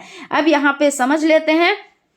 तो जैसे आपका ये जो संख्याएं दिए हुए हैं, तो 1 2 3 4 5 6 7 8, यानी सम संख्या है। सम संख्या में आपका सूत्र कौन सा लगेगा, तो n/2 वां पद प्लस n/2 प्लस 1 वां पद, ये आपका और बटे 2 लगेगा। तो इसको सॉल्व कैसे करेंगे, जैसे n/2 पद, तो n/2 पद का मतलब ये होता है कि जैसे ये आपकी 8 संख्या है, सबसे पहले इसमें क्या करते हैं, इसको सबसे पहले वर्क स्टार्ट करने के लिए इसको हम पहले आरोही क्रम में लगाते हैं। पहले तो आपने सूत्र लिख लिया, या सबसे पहले जब आप वर्क स्टार्ट करें तो इसको जो नंबर्स दिए हैं उनको आप, क्योंकि जब नंबर्स देंगे उस पर आप वर्क करेंगे तभी तो आप जान पाएंगे कि विषम संख्या है, सम संख्या है। तो इसको पहले काउंट करें कि कितने नंबर दिए हुए हैं। तो अगर आपका जैसे 9 हो गया, 11 हो गया, 7 हो गया, 5 हो गया, ये सब संख्या दी है, तो फार्मूला दूसरा लगेगा, तभी तो आप फार्मूला लगाएंगे ना। तो सबसे पहले आप आरोही या अवरोही क्रम में लगा लें। आरोही और अवरोही किसी में भी आप लगा सकते हैं, इसमें कोई बॉर्डेशन नहीं है कि नहीं आप आरोही लगाएं, नहीं आप अवरोही लगाएं, ऐसा कुछ भी नहीं है, आप कोई भी उसमें लगा सकते हैं। फिर उसके बाद आपका क्या करना होगा, आपको सूत्र लिखना होगा। अब जैसे अब हमने लगा लिया और उसके बाद हमने काउंट कर लिया कि 1 2 3 4 5 6 7 8 है, यानी यहाँ पे सम संख्या का सूत्र लगेगा। और जब सम का लगेगा तो सम में क्या होता है कि जो सूत्र होता है n/2 पद, तो n/2 पद कौन हो गया, तो 8 संख्या है, तो n मतलब नंबर हो गए, n मतलब नंबर हो गए। नंबर कितने हैं, तो 8 है, तो हमने यहाँ पे 8 लिख लिए। फिर बटे यानी n/2 2वां पद, तो 2 यहाँ पे लिख लिए। यहाँ तक हो गया। उसके बाद वहां पद जरूर लिखेंगे और ब्रैकेट कर देंगे। उसके बाद क्या है, n/2 प्लस 1वां पद, तो n/2 यानी 8/2 और आपका प्लस 1वां पद, तो प्लस 1वां पद। यहां तक हो गया और बटे आपका 2 हो गया। अब काट दें, 2 1 कम 2 2 चक्कू 8 यहाँ पर हो गया। फिर 2 1 कम 2 और यहाँ पे ये वाला नहीं, यहाँ पे हो गया ये 2 1 कम 2 और 2 चक्कू 8 और 4 और 1 5, यानी यहाँ पे जो संख्या निकल कर आई है तो 4वां पद और 5वां पद, यही तो निकल कर आया ना, 5वां पद। अब इसमें आप देखिए 4वां और 5वां पद कौन है, तो 1 2 3 4, 4वां पद आपका जो हो जाता है यहाँ पे चारवां पद आपका 13, चारवां पद आपका 13 और आपका पांचवां पद आपका क्या हो जाता है, पांचवां पद आपका हो जाता है 11, पांचवां पद आपका 11 हो जाता है और बटे 2 हो जाता है। यहाँ तक क्लियर है, ये चीजें रखिएगा। 13 + 11, 13 + 11 यहाँ पे देखिए आ गया निकल कर। अब इसके बाद क्या करेंगे, 13 और 11 को प्लस कर देंगे, तो एक इधर से ले लिया तो 12, 12 12 दूना 24, यहाँ पे कितना निकल कर आ गया 24 बटे 2, तो 2 1 कम 2, 2 1 कम 2, 2 दूना 4, यानी कि 12 यहाँ पे आपका निकल कर आंसर आ जाता है। तो ध्यान रखिएगा, इसमें बहुत ज्यादा सूत्र नहीं है, 2 ही है, एक सम का है एक विषम का है। तो आप विषम का देखिए, जो बड़ी संख्या, हम इस आपको ट्रिक से एक बता देते हैं जिसमें कंफ्यूज ना हो। जो विषम है, विषम यानी ये बड़ा है, देखिए विषम, विषम है तो ये बड़ा है, तो यहाँ पे छोटा लगेगा, छोटा लगेगा यानी n+1/2 S इतना लगेगा। तो ये चीज रखिएगा कि जो बड़ा है उसका छोटा सूत्र है और जो छोटा है उसका बड़ा। अब सम है तो छोटा, देखिए सा और मा 2 ही नंबर का है, तो इसका बड़ा सूत्र लगेगा। तो ध्यान रखिएगा, आई होप चीजें आपको समझ में आ रही होंगी। बहुलक क्या होता है, तो बहुलक का मतलब होता है जो संख्या सबसे ज्यादा बार आती है, बहुलक, वही बहुलक कहलाती है। जैसे मान लीजिए 0 0 यहाँ पे, और आपका 5 और आपका 3 और फिर आपका 0 और 5 और 2 और आपका 0। तो अब आप देखिए यहाँ पे 1 बार 0, 2 बार 0, 3 बार 0, 4 बार 0 है ना, और 5 कितनी बार आया है, 5 आपका 2 बार आया, यानी 0 बराबर कितनी बार आया है, 4 बार, और आपका 5 कितनी बार आया है, तो 2 बार, यानी जो आपका 0 है यही आपका क्या हो जाता है, बहुलक हो जाता है। अब इस तरह से भी दे देते हैं कि इस तरह से सारणी दे दी, अब उसमें बारंबारता और पद दे दिया। अब इसमें आपको छांटना है, इसमें कौन सा जो है बहुलक है ना, ये बारंबारता है, यानी बारंबारता की बात यहाँ पे हो रही, बहुलक बारंबारता की बात हो रही है। तो यहाँ पे देखिए 17 है आपका, 17 आपका बहुलक है, तो बारंबारता यानी 9 बार आया है, बारंबारता बार बार आना, यानी बारंबारता यानी बार बार आना, तो 9 बार आया, फिर 11 18 बार आया, 13 15 बार आया, 21 28 है ना, तो 28 बार 21 यानी यही बहुलक है और ये बारंबारता हो जाती है। तो आपका 21 क्या है, तो बहुलक, और ये बारंबारता हो जाती है। ठीक है, सर्वाधिक बार आया है तो वो बहुलक कहलाता है। तो बहुलक क्या हो जाता है इसमें, 21। त्रिकोणमिति, त्रिकोणमिति देखिए, किसी समकोण की सबसे बड़ी भुजा क्या होती है, तो कर्ण होती है। यहाँ पे आप देख लेंगे आपका लंब आधार, ये कर्ण पाइथागोरस प्रमेय में है ना, तो कर्ण स्क्वायर बराबर लंब स्क्वायर बराबर आधार स्क्वायर। तो कर्ण कभी नहीं बदलता, देखिए कर्ण कभी क्यों नहीं बदलता है, देखिए आपने ये समकोण पे, अब ये कर्ण सबसे बड़ा होता है, ये इसकी जो होती है सबसे बड़ा ये होता है। तो यहाँ पे और लंब जैसे यहाँ पे आपने बनाया तो ये आपका लंब हो जाता है, ये चीज़ ध्यान रखिएगा। जैसे अगर आधार ये है, आधार ये है और यहाँ पे आपका कोण बनना है तो आपका लंब ये हो जाता है। अब यहाँ पे आप देख लें कि साइन थीटा और साइन कॉस टेन, अब आप लिखें पहले साइन कॉस टेन और उसके बाद बीच में लिखें कॉसेक सेक कॉट, और लाल बटे कक्का से आप याद कर ले। तो इसमें आप किस तरह से याद करेंगे, लाल बटे कक्का यानी एल यानी लंब और ए आपका आधार और लंब, इसको कैसे करेंगे, साइन कोस टेन, जैसे मैंने भी बताया साइन कोस टेन, तो यहाँ पे आप लिख लें। और इसका व्युत्क्रमण बात यानी कि उल्टा होता है, साइन का कॉसेक, कॉस का सिक, टेन का cot, sine cos tan cosec sec cot. Sine theta गुणे कॉसेक थीटा का मान 1 होता है और कॉस थीटा गुणे साइन थीटा का मान 1 होता है, टेन थीटा गुणे कॉट थीटा का मान 1 होता है। तो जैसे यहाँ पे आप समझ लें कि कॉस साइन थीटा गुणे कॉस थीटा, तो sine theta cosec theta sine theta cosec theta बराबर 1 हो जाता है, उसी प्रकार कोसेक थीटा गुणे साइन थीटा का मान 1 हो जाता है और टेन थीटा गुणे कॉट थीटा का मान 1 हो जाता है। यहाँ पे sine square theta plus cos square theta बराबर 1 और cosec square theta minus cot square theta बराबर 1, सेक square theta minus tan square theta बराबर 1। अब यहाँ पे वृत्त यानी सर्किल, बेलन और शंकु, इसके बारे में समझेंगे। तो वृत्त को समझ लेते हैं। वृत्त का क्षेत्रफल, वृत्त क्या, जैसे आपका ये हो गया, यही तो वृत्त है, गोला यानी। तो इसका जो क्षेत्रफल होता है, क्षेत्रफल का मतलब क्या होता है, ये जो यहाँ की ये सब चीजें हैं, ये क्षेत्रफल होता है। और परिधि और परिमाप ये होता है, जो ये सर्किल बना होता है, ये क्या है, ये परिधि है, परिधि ही तो है। तो जो क्षेत्रफल का सूत्र होता है वो पाई आर स्क्वायर होता है। क्या होता है, पाई आर स्क्वायर होता है। ये क्षेत्रफल है, वृत्त का क्षेत्रफल हो जाता है।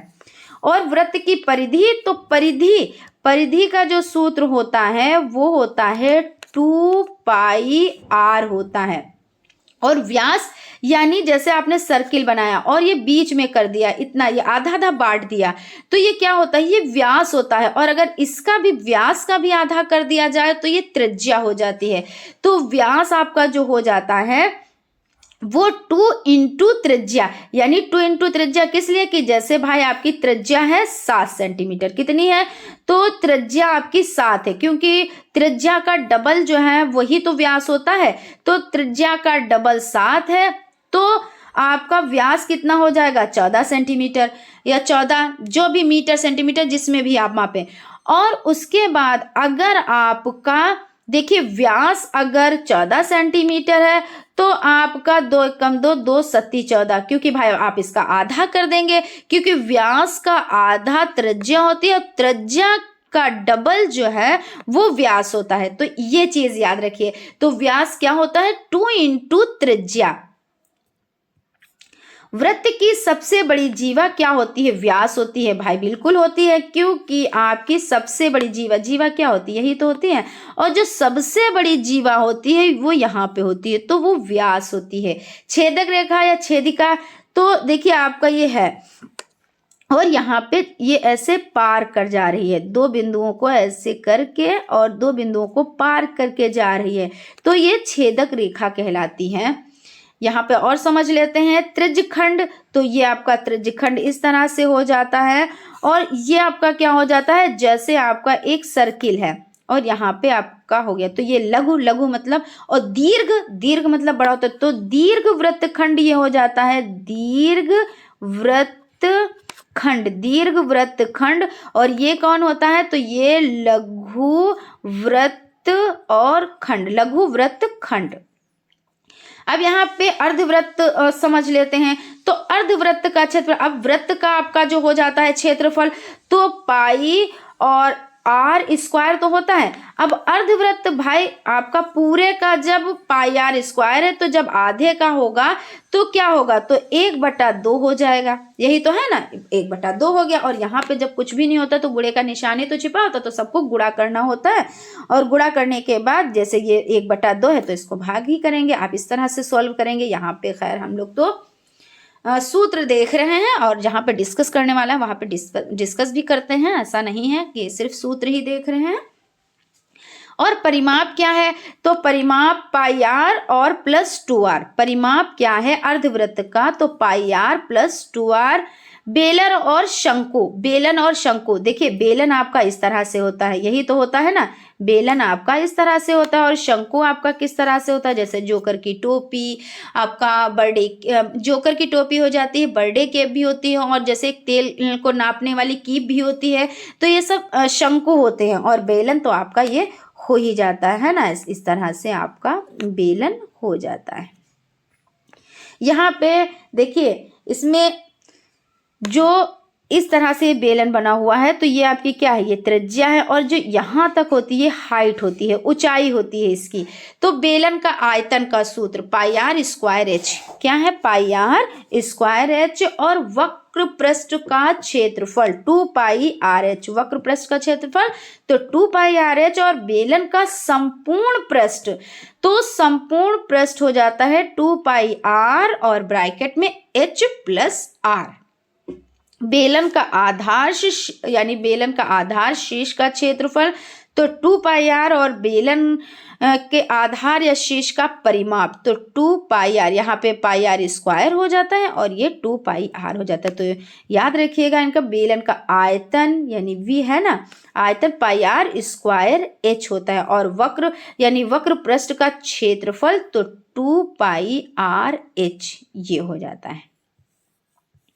शंकु, देखिए शंकु क्या है, किसी आयत को घुमाने से बेलन बनता है और तिरछी ऊंचाई, यानी देखिए शंकु जो है आपका, शंकु वही अभी की जो करके टोपी और ये सब आपका शंकु हो जाता है। ये इसकी क्या होती है, ये हाइट होती है, ये आपकी तिरछी ऊंचाई होती है, यही तो है ना, तिरछी ऊंचाई होती है, तिरछी ऊंचाई। इसमें समझ लेते हैं, किसी संपूर्ण त्रिभुज को घुमाने से शंकु बनता है, बन गया भाई। और यहाँ पे देखिए त्रिज्या, ये आर त्रिज्या ही तो होती है। तो इसमें जब दो चीजें पता हो, तीसरी चीज को ज्ञात करना हो, तो सूत्र कौन सा लगता है, L square plus H square plus R square. ये सूत्र आपका लगता है कि जैसे कोई दो चीजें पता हो तो तीसरी चीज आपको ज्ञात करनी है।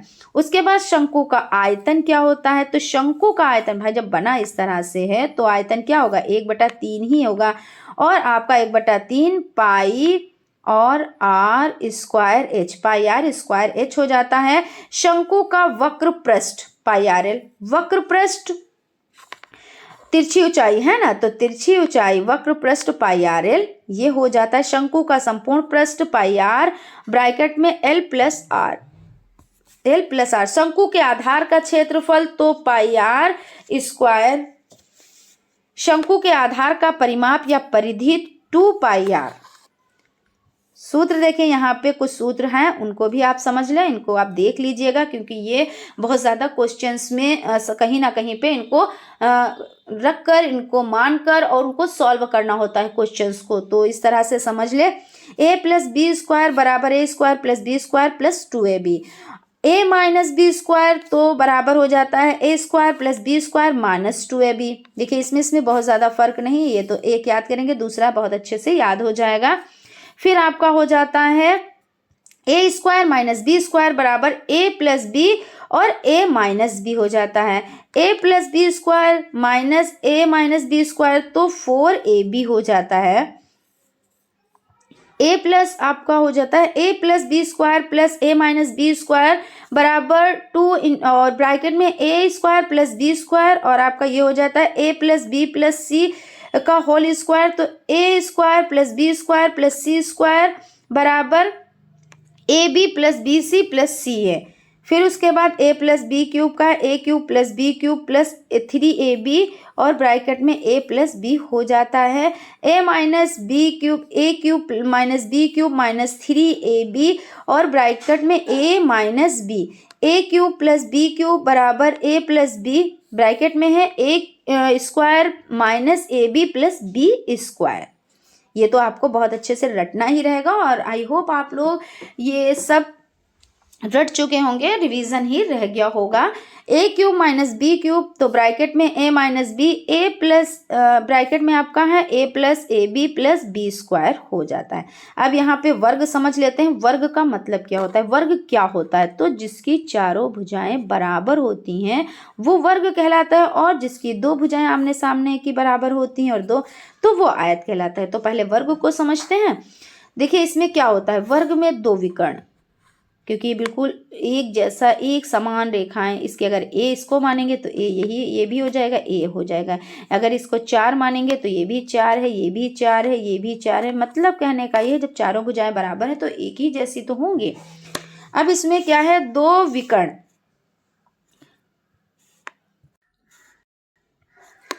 फिर उसके बाद आपका हो जाता है वर्ग का क्षेत्रफल। तो वर्ग का क्षेत्रफल आपका हो जाता है भुजा स्क्वायर। अगर क्षेत्रफल आता है निकालने के, देखिए क्षेत्रफल का मतलब क्या होता है, जो बीच का यही तो निकालना होता है ना, और परिमाप ये होता है। तो भुजा स्क्वायर और परिमाप 4 इंटू भुजा। वर्ग के विकर्ण की माप लंबाई, तो वर्ग के विकर्ण की लंबाई या माप अगर पूछते हैं तो भुजा √2, याद रखिएगा भुजा √2। आयत, इसमें देखिए जो कोण बनता है वो कितने का बनता है, तो 90 डिग्री का बनता है। दो विकर्ण, दोनों विकर्ण क्या होते हैं, तो दोनों विकर्ण इसके बराबर होते हैं। और इसका जो क्षेत्रफल होता है वो लंबाई गुणे चौड़ाई, यानी आयत का जो क्षेत्रफल होता है वो लंबाई गुणे चौड़ाई होता है। और जो इसका परिमाप क्या होता है, तो 2 इंटू लंबाई प्लस चौड़ाई। और विकर्ण की माप होती है रूट में होता है L² प्लस B²। उसके बाद त्रिभुज, तो त्रिभुज देख लेते हैं। त्रिभुज का क्या है, तो क्षेत्रफल 1/2 गुणे आधार गुणे ऊंचाई, क्योंकि त्रिभुज इसी तरह से तो होगा ना। फिर यहाँ पे आपका हो जाता है त्रिभुज का क्षेत्रफल। तो त्रिभुज का क्षेत्रफल 1/2 गुणे आधार गुणे ऊंचाई। और समबाहु त्रिभुज का क्षेत्रफल तो 4 यानी त्रिभुज का जो क्षेत्रफल होता है तो √3/4 भुजा स्क्वायर। तो याद रखिएगा, वेरी इंपॉर्टेंट। वैसे तो सभी इंपॉर्टेंट है, बाकी कुछ चीजें जो रटी हुई होती है, कुछ में कंफ्यूजन होती है, तो कंफ्यूजन को क्लियर जरूर कीजिएगा, ठीक है ना। तो समबाहु त्रिभुज का जो क्षेत्रफल होता है तो वो √3/4 इंटू भुजा स्क्वायर हो जाता है, ठीक है। और ऊंचाई इसकी देखिए √3/2 इंटू भुजा। और परिमाप क्या होता है, तो 3 इंटू भुजा। किसका, तो त्रिभुज का जो परिमाप होता है तो 3 इंटू भुजा, क्योंकि देखिए 3 भुजाएं हैं, त्रिभुज का मतलब ही 3 भुजाएं हैं, तो 3 इंटू भुजा। ऐसे याद रख लें कि भाई 1 भुजा, 2 भुजा, 3 भुजा, तो 3 ही भुजा, तो 3 इंटू भुजा हो जाएगा, यही है ना। तो कुछ चीजें तो ऐसे ही समझ में आ जाती हैं। अब यहाँ पे समलंब की बात हो रही है। तो समलंब कुछ इस तरह से बनता है, ऐसे ही तो बनता है, समलंब इस तरह से बनता है। और यहाँ पे ये हाइट होती है, तो यहाँ पे हाइट ये हो जाती है। और उसके बाद ऊपर जैसे आपका 8 दिए हुए हैं और नीचे 12 दिए हुए हैं, ठीक है। तो इसका जो सूत्र हो जाता है, वो क्षेत्रफल का जो सूत्र हो जाता है, तो समलंब के क्षेत्रफल का सूत्र होता है 1/2 गुणा भुजाओं का योग गुणे ऊंचाई हो जाता है। क्या होता है, तो 1/2 गुणे भुजाओं का योग, यानी ये 2 भुजाएं हैं तो दोनों का योग हो जाता है। जैसे यहाँ पे 8 है और प्लस 12, ये भुजाओं का योग हो गया और गुणे आपका ऊंचाई हो जाता है। इस तरह से आप उसको कर देंगे और इसके बाद ये आप सॉल्व कर देंगे। जैसे भाई मान लीजिए 1/2 गुणे 12 और प्लस 8 और गुणे 5 आपका हो गया, तो 12 8 कितना होता है, तो 20 हो जाता है। 2 से आप काट दें, 2 1 कम 2 और 10 बार में ये कट जाएगा और 10 बजे 50, ये देखिए आपका 50 निकल कर आंसर आ जाता है। तो आप इस तरह से वर्क इसको बहुत अच्छे से कर सकते हैं, बहुत अच्छे से इस तरह से आप चित्र वाइज भी इसको समझा सकते हैं। अगर जैसे बाई चांस चित्र आता है तब तो आपका होता ही है, नहीं है अगर सिर्फ समलंब दे दिया, हालांकि चित्र होगा, है ना, क्योंकि समलंब की बात है यहाँ पे तो होगा। और ये भी हो सकता है कि नहीं भी हो, तो आप इस तरह से कर लेंगे वर्क। उसके बाद आपका हो जाता है यहाँ पे, अब देखिए इस तरह से भी आ सकता है, क्योंकि यहाँ पे इस तरह से है, यहाँ पे ऊंचाई है, इसको हाइट माना गया है। अब यहाँ पे ऊंचाई, तो यहाँ पे इसको हाइट माना गया है, ये आपका हाइट हो जाता है, ठीक है। तो यहाँ पे जब आपका हाइट माना गया तो 15 और 4, तो इसको प्लस कर देंगे और 1/2 गुणे 15 प्लस 4 और गुणे 6, तो यहाँ पे जो आंसर निकल कर आ जाता है वो 57। आपको सूत्र पता होगा तो आप अच्छे से पुट कर सकते हैं। समचतुर्भुज, तो इसमें विकर्ण असमान होते हैं। क्यों असमान होते हैं, क्योंकि होते इसमें 4 ही भुजाएं हैं, लेकिन थोड़ा सा ये इस तरह से होता है। तो देखिए यहाँ से ये वाला देखिए बड़ा हो जाता है और ये वाला विकर्ण छोटा हो जाता है, और ये ओ बिंदु पर एक दूसरे को काटते हैं, ऐसे ही तो काटते हैं ना। तो यहाँ पे जो आपका क्षेत्रफल, यानी यहाँ पे इसका जो सूत्र हो जाता है वो क्या हो जाता है, जैसे मान लीजिए आपका अगर 8 दिए हैं तो 4 ये और 4, अगर 6 दिए हैं तो 3 और 3, ऐसे ही तो देते हैं ना। तो आप इसको किस तरह से करेंगे, यहाँ पे इसमें जो विकर्ण का और जो क्षेत्रफल का सूत्र हो जाता है वो 1/2 गुणे D1 गुणे D2, और इसमें कौन सा, तो इसमें समकोण बनता है।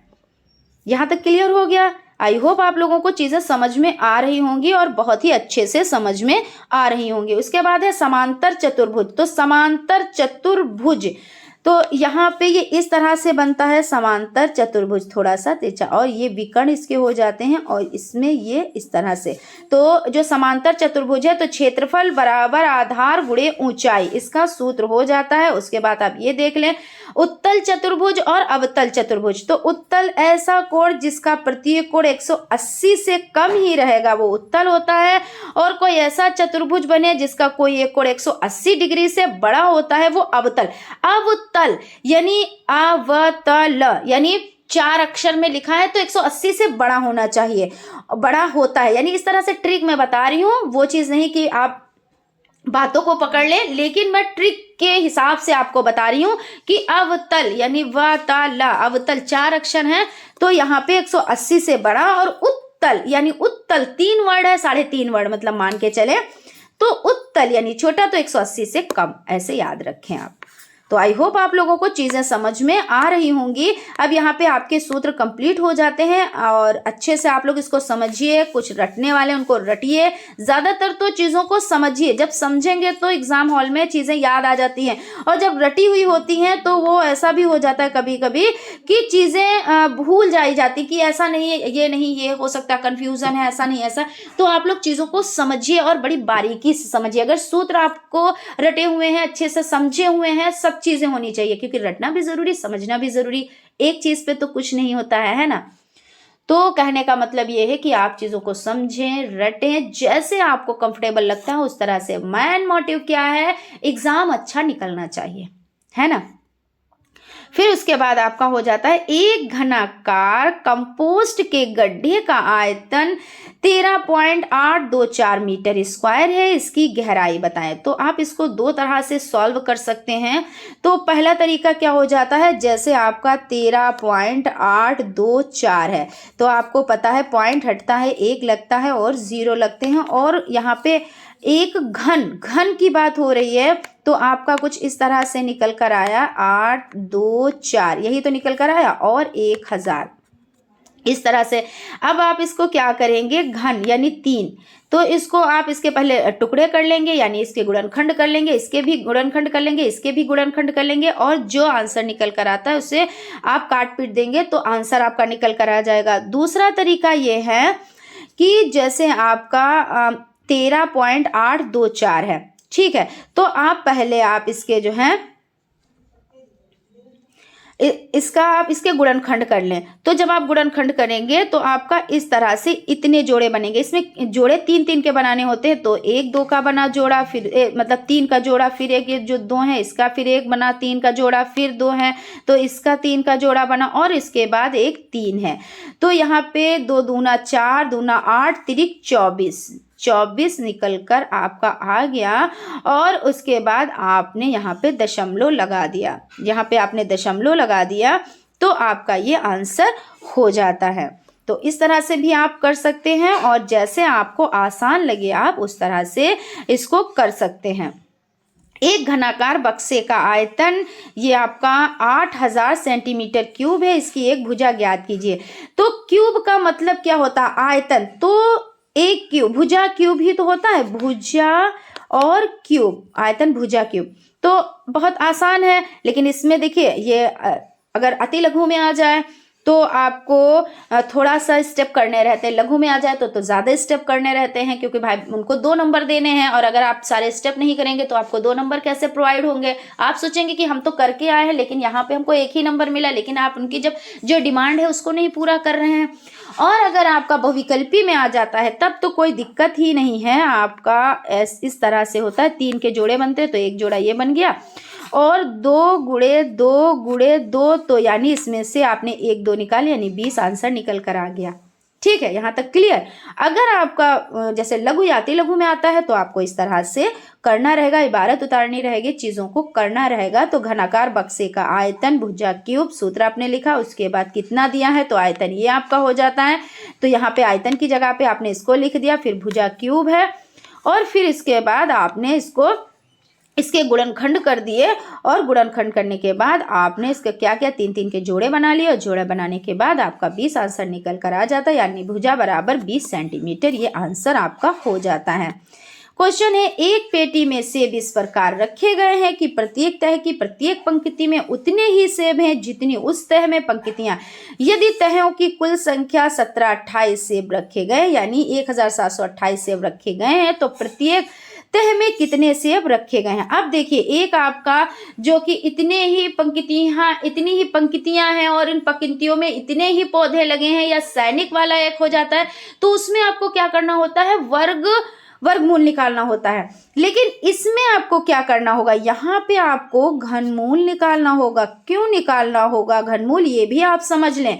एक पेटी में सेब इस प्रकार रखे गए हैं कि प्रत्येक तह की प्रत्येक पंक्ति, मतलब पहले तह भी है कि सेब रखे हैं, कुछ सेब रखे हैं और फिर पंक्ति, फिर एक तह रखी है, फिर सेब। जैसे ऐसा नहीं होता जैसे आप कोई चीज़ पाल में लगाते हैं, या मान लीजिए आम आप पाल में लगाते हैं तो क्या करते हैं, पहले रखते हैं, फिर उस पर न्यूज़पेपर लगाते हैं, फिर रखते हैं, फिर न्यूज़पेपर लगाते हैं, मतलब तह भी रखी हुई है और उसके बाद आम भी रखे हुए हैं। यहाँ पे सेब की बात है तो सेब भी इस तरह से लगाए जाते हैं कि पहले रखा गया, फिर उसके बाद क्या किया गया, इस प्रकार में तह रखी गई। तो इस तरह से ये फिर सेब आपने रखे, फिर तह लगाई, फिर सेब रखे, फिर तह लगाई, यानी जितनी तह है उतनी ही। यही तो बात हो रही है कि एक पेटी में सेब इस प्रकार रखे गए कि प्रत्येक तह की प्रत्येक पंक्ति में उतने ही सेब है जितनी उस तह में पंक्तियां। यदि तहों की कुल संख्या 17-28 सेब रखे गए तो प्रत्येक तह में कितने सेब रखे गए, तो पहले आपको तह निकालनी है और उसके बाद आपको पंक्ति निकालनी है। तो सबसे पहले आप इसमें क्या करेंगे, घनमूल निकालेंगे। तो यानी इसका जो आपको घनमूल है वो आपको निकालना रहेगा, क्योंकि ये अगर लघु में आता है तो आपको थोड़ी सी प्रक्रिया तो करनी ही रहेगी। तो आप इसका घनमूल निकालेंगे और घनमूल वही गुणनखंड करके आप इसके फिर जोड़े बनाएंगे। तो जब आप घनमूल निकालेंगे और जोड़े बनाएंगे तो 2 गुणे 2 गुणे 3 यानी 12 तहें निकलेंगी और 12 तह जो है उसको आप स्क्वायर कर देंगे। तो 12 तह का स्क्वायर, 1 1 कम 1 0, 2 दूना 4 और 2 दूना 4 हो जाता ना, तो 2 दूना 4 यहाँ पे हो गया, तो 4 और आपका यहाँ पे 4 और 1 यानी 144 सेब आ गए। यानी कि यहाँ पे ध्यान रखिएगा, ये वो वाला नहीं है जो आप समझ रहे हो, क्योंकि यहाँ पे देखिए चेंज है थोड़ा सा कि पहले आपको लेयर उसकी तह निकालनी है, तह निकालने के बाद आपको बताने हैं। तो पहले जब आप तह निकालेंगे तो इसका घनमूल निकालेंगे, और जो पेड़ वाला है, सैनिक वाला है, उसमें आप वर्गमूल निकालते हैं। उसमें ये तो नहीं कहा कि इतनी ही तह है, इस तरह से तो नहीं बात हुई है ना। तो जब उस तरह से बात नहीं हुई है तो यहाँ पे घनमूल आप निकाल देंगे। क्लियर है ना, कॉन्सेप्ट क्लियर हो गया। अब है, एक संदूक में चॉक के डिब्बे घन के रूप में रखे गए हैं। यदि कुल डिब्बों की संख्या 2744 है तो संदूक में एक तह में चाक के कितने डिब्बे हैं। देखिए वही चीज है, सिर्फ थोड़ी सी क्वेश्चन में क्या, वहां पे सेब थे, यहाँ पे चौक के डिब्बे हो गए, यानी कि एक संदूक में चौक के डिब्बे। तो यहाँ पे भी आपको पहले क्या करना है कि एक संदूक में चौक के डिब्बे घन के रूप में, अब देखिए घन यहाँ पे तो घन के रूप में रखना है, यानी घनमूल निकालना है आपका। तो कैसे निकालेंगे, तो आपको पता है कि घन जब निकालना होता है तो 2 7 4 4, आप इसके उसी तरह से यहाँ पे देखिए सम संख्या तो 2 से कट जाएगा, इस तरह से आप काटते चले जाएंगे। और ये अब यहाँ पे हम नहीं बता रहे हैं क्योंकि ये आप लोगों का सब रटा हुआ है, घनमूल वर्गमूल ये सब, गुणनखंड विधि, भाग विधि, ये सब निकाल लेते हैं आप लोग, ठीक है ना। तो इस तरह से आप निकालेंगे तो आंसर इसका जो तहों की संख्या है वो 14 आएगी, और उसके बाद आप 14 का स्क्वायर कर देंगे। और जब आप 14 का स्क्वायर करेंगे तो यहाँ पे आप देख सकते हैं कि 14 का स्क्वायर, तो 1 1 कम 1 और 4 चक्कू 16, 4 चक्कू 16 और 4 दूना 8, यही तो है ना 8, तो 6 8 1 9 और 1 यानी कितना आया 196, इसका आंसर निकल कर आया है। तो आई होप आप लोगों को सेशन अच्छा लगा होगा और आप लोगों के एग्जाम में आप लोगों को काफ़ी हेल्प कराएगा।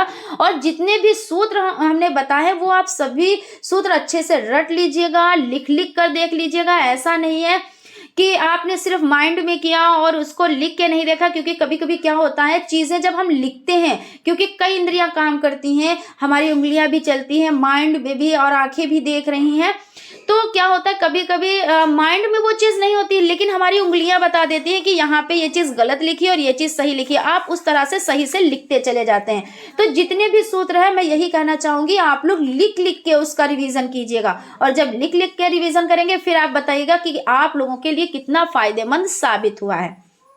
ठीक है। और जो भी आपको कॉन्सेप्ट क्लियर करना हो तो आप उसके पहले चित्र बनाएं। जैसे आपको वर्ग निकालना है, वर्गमूल यहाँ पे नहीं बात हो रही, यहाँ पे वर्ग की बात हो रही, तो वर्ग, आप वर्ग बना लो। आयत की बात हो रही तो आप आयत बना लो, है ना। तो जो भी आप जिससे रिलेटेड आपका क्वेश्चन है उसको आप रफ करके देख लो, उससे आप चित्र बना लो, तो आपको पता होगा क्षेत्रफल क्या होता है, कर्ण क्या होता है, और इसकी भुजाएं क्या हैं, ये कितने का कोण, वो सब चीजें दिख जाती हैं, है ना। वो अपने आप से ऐसे नजर आ जाता है कि चित्र में ये चीज है, ये चीज है, इस तरह से काट रहा है, कहाँ पे काट रहा है, वो बिंदु पे काट रहा है। त्रिभुज आपको आया तो त्रिभुज आपने बना लिया, तो उसमें 3 भुजाएं होती हैं। तो ये सब चीजें आपको अच्छे से ध्यान में आ जाएंगी।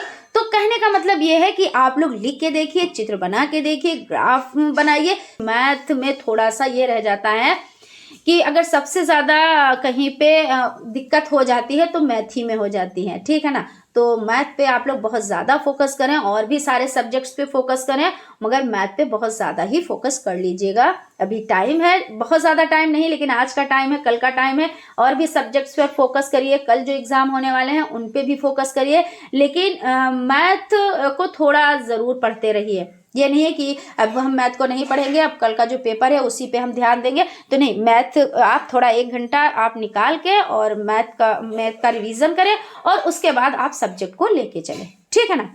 तो मिलते हैं नेक्स्ट क्लास में, तब तक आप लोग अपना ख्याल रखें और स्टडी को कंटिन्यू करें, और एग्जाम के लिए पहले से आप लोगों को best of luck. Thank you.